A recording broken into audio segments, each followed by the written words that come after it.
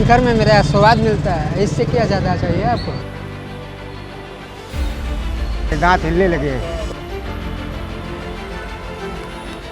खाता है तो काम में मन लगा रहता है। एक दिन में कम से कम 25-30 खा जाता। भैया एक कमला पसंद दीजिएगा।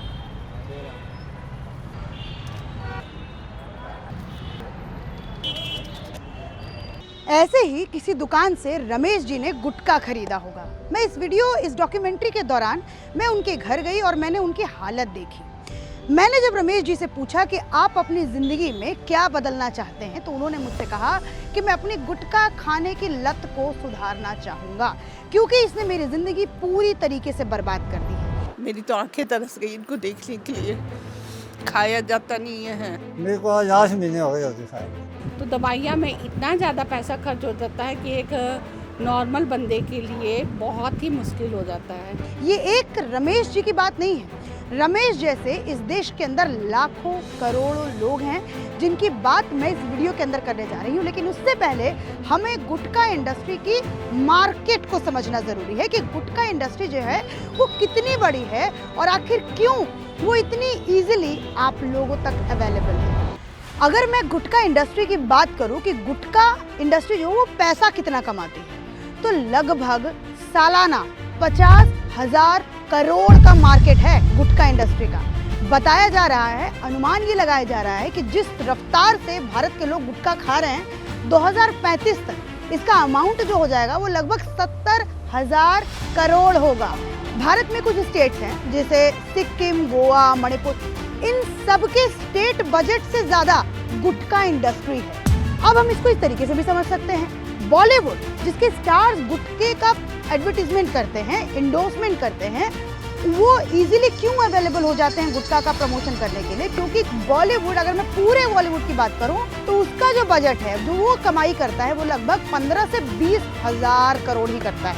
लेकिन वहीं गुटखा इंडस्ट्री जो है वो 50,000 करोड़ करता है।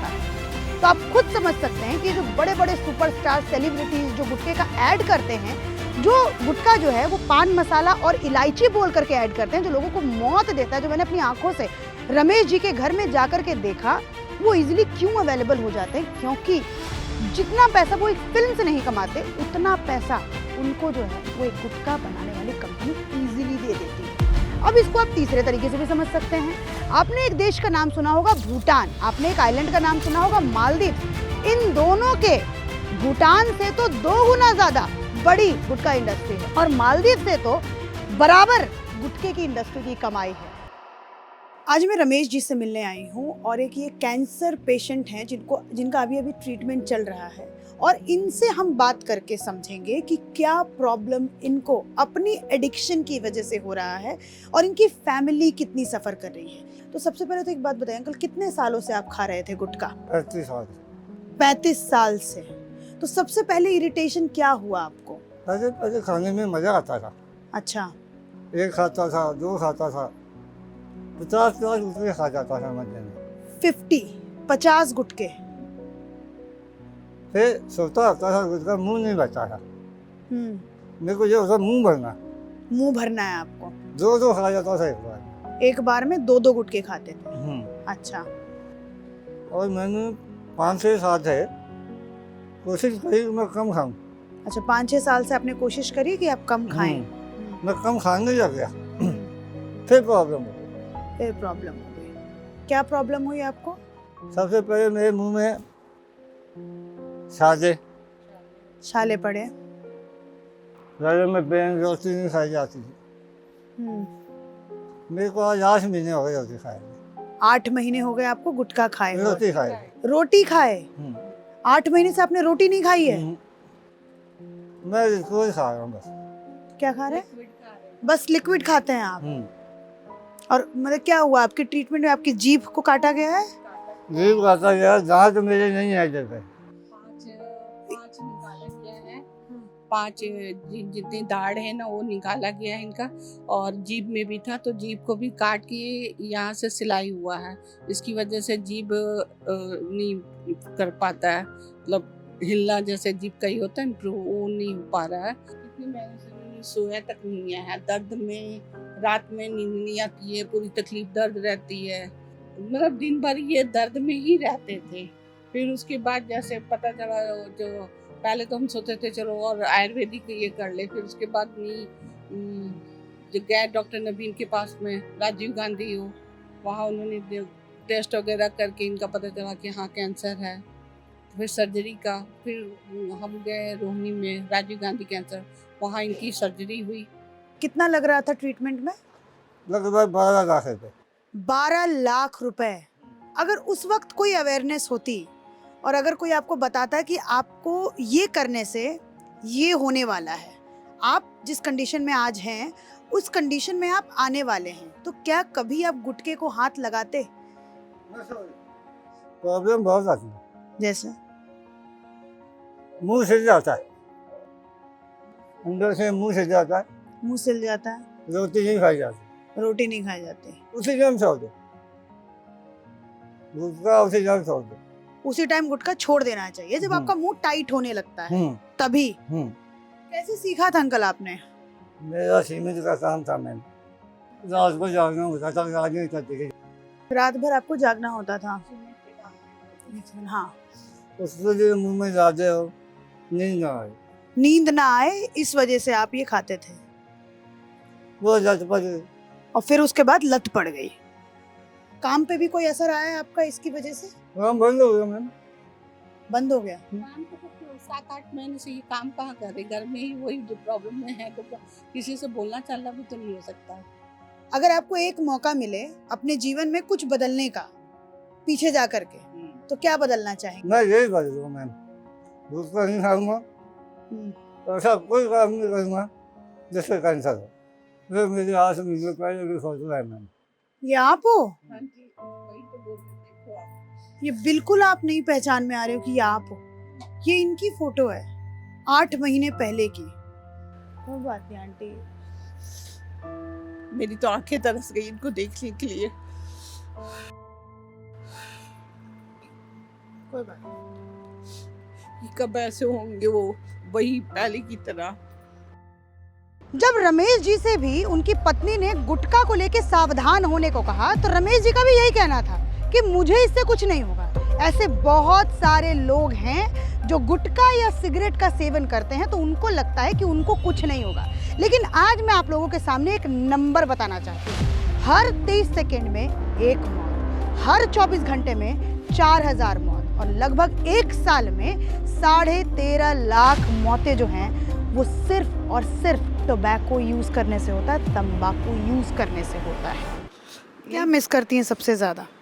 इनका ये पहले वाला वो, जैसे आज इनकी आगे ये हालत देखी नहीं जाती है, तकलीफ में रहते हैं, हर वक्त पेन में, चिड़चिड़े बहुत हो गए हैं, कुछ भी बोलो सुनते नहीं हैं, इतनी ज़्यादा ये हो गया है, खाया जाता नहीं है, इतनी महीने हो गए।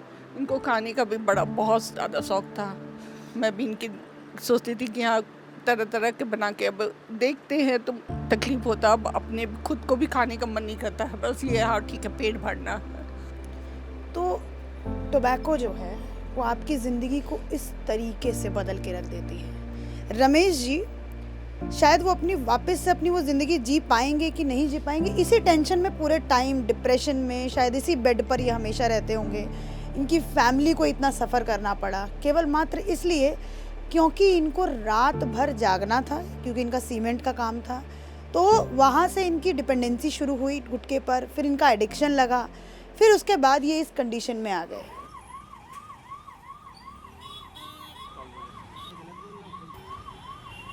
Thank you so much sir कि आप मेरे चैनल पर आए और इस टॉपिक पर बात करने के लिए आप अग्री हुए।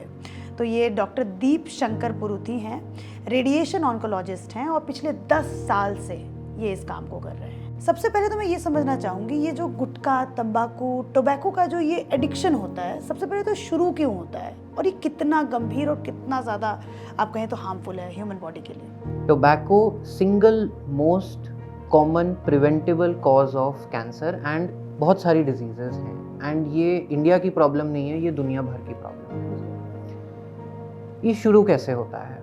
तंबाकू के अंदर कई सारे केमिकल्स होते हैं, कुछ कार्सिनोजेनिक होते हैं और कुछ एडिक्शन कॉज करते हैं। एडिक्शन कॉज करने वाले केमिकल का नाम है निकोटीन।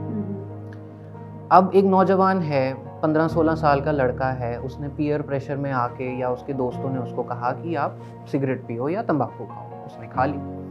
अब होता क्या है कि उसमें निकोटीन है। निकोटीन से क्या होता है, बॉडी में जो हमारा हार्मोन है डोपामीन, वो चेंज हो जाता है, वो बढ़ जाता है। तो एक प्लेजर की फीलिंग आती है, थोड़ी देर के लिए रिलीफ मिलता है, जैसे स्ट्रेस रिलीफ हो गया। उसने अगले दिन किया, उसको अच्छा लगा, उसने बार बार किया, दोस्तों के साथ आदत बन गई। अब क्या होगा, उस डोपामीन लेवल को बराबर करने के लिए उसको बार बार इसको लेना पड़ेगा। ये एक फिजिकल डिपेंडेंस हो जाती है और साइकोलॉजिकल डिपेंडेंस हो जाती है। और इसके बाद अब एक बार ये लत लग गई तो फिर कहानी खराब हो जाती है। तो आपने कौन कौन से ऐसे क्या क्या केसेस देखे हैं जो मतलब देख करके आपको लगा कि ये तो नहीं होना चाहिए था, इस तरीके का मतलब केस कैसे हो सकता है? एक 18 साल का लड़का आया और उसके गाल में एक बहुत बड़ी गांठ थी। तो मैंने उससे पूछा कि आपकी कोई आदत है? तो उसने कहा हाँ सर, मैं गुटखा खाता हूँ। मैंने कहा कब से खा रहे हो? कहता है 3 साल से खा रहा हूँ। तो अब ये सोचिए कि एक 18 साल का लड़का जिसने 3 साल से गुटखा खा रहा है, वो इतनी बड़ी गांठ लेके आया अपने गाल में जिसका सर्जरी हो ही नहीं सकती। तो ये केस मेरे को हमेशा तक याद रहा है। मेरा क्वेश्चन ये था कि जैसे लोअर मिडिल क्लास फैमिलीज़ की मैं बात कर रही हूँ, जो लोग गुटखा खाते हैं, रेगुलर बेसिस पे गुटखा खाते हैं, तो मैंने कहीं ये पढ़ा और सुना कि वो लोग जो हैं वो कैंसर के उस स्टेज पे जाके हॉस्पिटल पहुँचते हैं जहाँ पे कैंसर को क्योर ही नहीं किया जा सकता है। इज़ दिस ट्रू और क्या? देखिए, एक तौर तक ये सच बात है, क्योंकि उनको पता ही नहीं है, उनके पास अवेयरनेस ही नहीं है कि तंबाकू से ये प्रॉब्लम्स हो भी सकती हैं।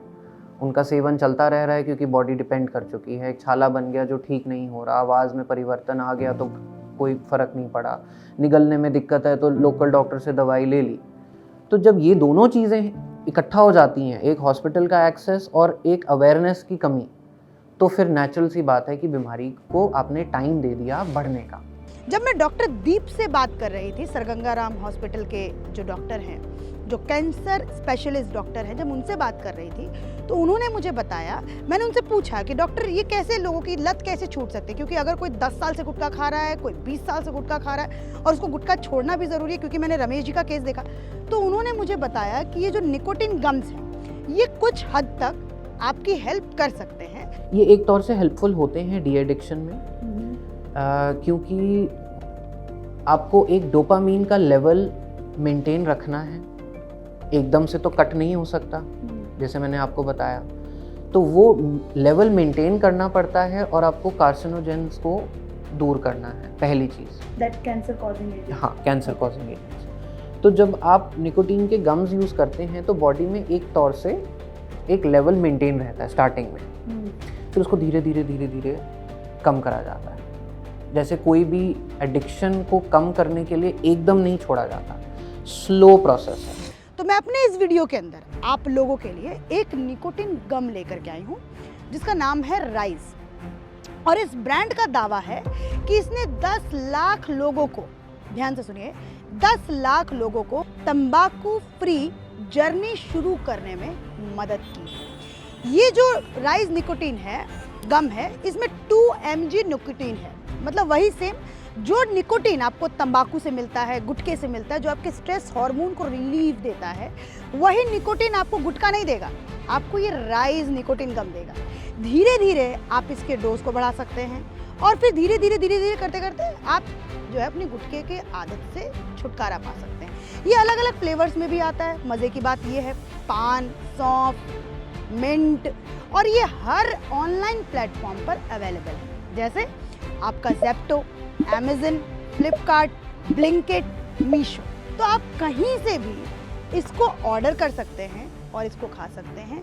और ये WHO अप्रूव्ड है, WHO ने इसको कहा है, वर्ल्ड हेल्थ ऑर्गेनाइजेशन ने, कि ये ठीक है, आप इस निकोटिन गम को खा करके अपनी गुटखा फ्री ज़िंदगी जी सकते हैं और शायद जो आज रमेश जी जिस हालत में हैं उस हालत से बच सकते हैं। अगर हम बात करें ओरल कैंसर की, मतलब मुंह के कैंसर की, तो भारत जो है पूरी दुनिया में नंबर 1 है केसेस में। भारत के अंदर सबसे ज़्यादा ओरल कैंसर के केसेस आते हैं।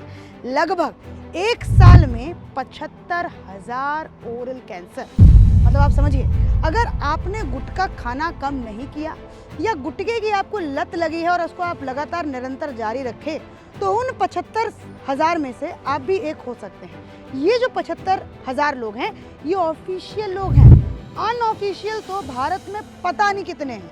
ये लगभग माना जाता है कि करीब 10% ही डेटा होता है। अब इसका असली डेटा कितना बड़ा हो सकता है ये आप लोग अनुमान भी नहीं लगा सकते। अब अगर मैं बात करूं, ये वीडियो 15 मिनट का अगर हो चुका है, अभी तक लगभग 2 लोग मर चुके हैं ओरल कैंसर से, और गुटखा कंपनी ने लगभग इन 15 मिनट में 1,34,00,000 रुपए जो है वो सिर्फ 15 मिनट में आपके इन 2 रुपए, 5 रुपए, 10 रुपए, ज़्यादा से ज़्यादा 25 रुपए का गुटखा खरीदने से कमा लिया है। जो लोग गुटखा का सेवन नहीं करते उनके लिए वीडियो ज़्यादा यूज़फुल नहीं है, बट जो लोग गुटखा खाते हैं उनके लिए ये वीडियो बड़ा ही यूज़फुल है। आप जल्दी से सतर्क हो जाइए, अपने परिवार के लिए अपना जीवन अच्छा बनाइए और एक टोबैको फ्री ज़िंदगी जो है वो अपने आप शुरू कर सकते हैं। Thank you so much.